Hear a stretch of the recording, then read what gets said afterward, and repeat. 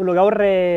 zinemaldia hasteko bi kritika egingo ditugu. Lehendabizikoa 27 ordu edo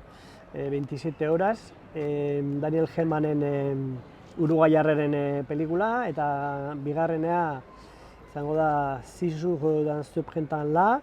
edo 6 egun udaberri honetan, Joaquim Lafoz izeneko zuzendari batena. Hasteko 27 gau edo 27 noches, Daniel Hermanen pelikula simpatikoa, pelikula komedia bat aukeratu du, zinemaldiak irekiera saio honetarako, eta pelikula bat badauzkala, nik esango nuke badauzkala azierto politak, pelikula uruguaiarra da, nik zinema uruguaiarra da eta argentinarra ez ditut oso ondo bereizten, iruditzen zait bi zinemek dauzkatela parametro oso antzekoak, beraien hizkuntza hasteko ez da topiko hori, beraiek nola hitz egiten duten, baizik eta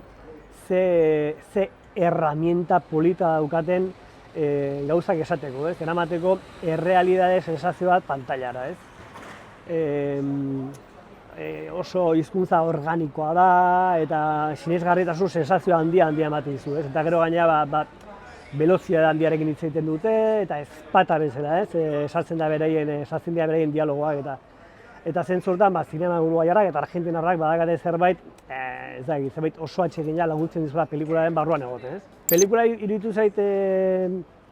abiapuntu poli batetik abiatzen dela, baina gero behar bada falta duela hasieran pelikulak iragartzen duen magia hori, batez ere personajek ez dakatelako ere arima handiegirik, batez ere emakumearen papera, mezenasaren papera, bada emakumea aberats bat, daukala alako, kulturzaletasun bat, eta kulturarekiko kezka bat, baina pelikulak aurrera egin ahala ez zait ailegatu izan, nola ditere, personaje horrek eduki beharko lukeen misterioa, edo eduki beharko lukeen erakargarritasuna, edo pixka bat hankamotz gatu zait. Pelikula gustatu zait, pelikula txukuna dela esango nuke, baina hasieran iragartzen duena behar bada amaieran ez du betetzen, eta zentzu horretan, pixka epel utzi nago. Eta bigarren pelikulari buruz ordea, Joaquim Lafozen pelikula, lehenik eta behin pelikulak abiapuntu polit bat dauka baita ere, nolait ere Aupa Etxebeste pelikula gogorarazi dezakena, da pelikula bat, da familia bat erabakitzen duena ez dagokion leku batean oporraldea pasatzea, eta leku horretan nolait ere itxirik egotea. Ez da familia bat sepatuta dagoena, emaztea dago bere aurrekin, eta bere momentuko mutilagun berriarekin. Eta etxea, ez da bereena, etxea da bere bikotekide ohiaren familiarena. Eta nolait ere, pelikularen gatazka hortik abiatzen da, bai? Emakumea badoa pasatzea oporrak ez dagokion leku batean baimenik eduki gabe. Nahi pelikula bukatu denan, gelditu zaidan zalantza izan da, zer den zehazki zuzendariak kontatu nahi izan diguna, ez? Irudipena eduki duelako, badudela elementu batzuk, klase sozialen arteko aldea, eta prekaridadearekin zer egin, ez daukagunan modurik ondo pasatzeko, baina badaukagunan gertuko norbait badauzkana baliabideak, eta zein da baliabide horien jabea, eta hor badago, klase borroka edo klase sozialen arteko dialektika poli bat izan daitekena ez dena esplizitatzen, dela oso implizituan gelditzen den gauza bat, baina hala ere ez garbi gelditu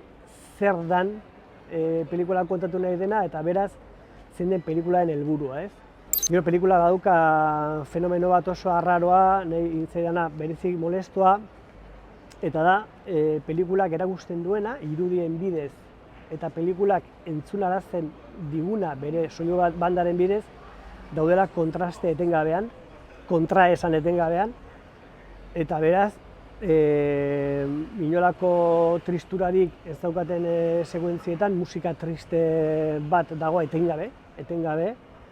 eta amaieran ja gaina oso esango nuke traba egiten duela, traba egin diana nire behintzat,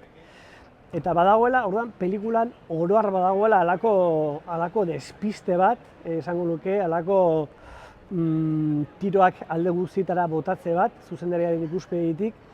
eta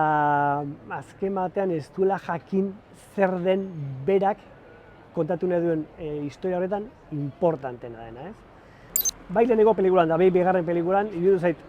premisa oso onak zauzkatela, amaiera aldea biek epel utzi datela, eta esango nuke bigarren pelikula pixkat, inkluso hotz utzi nauela.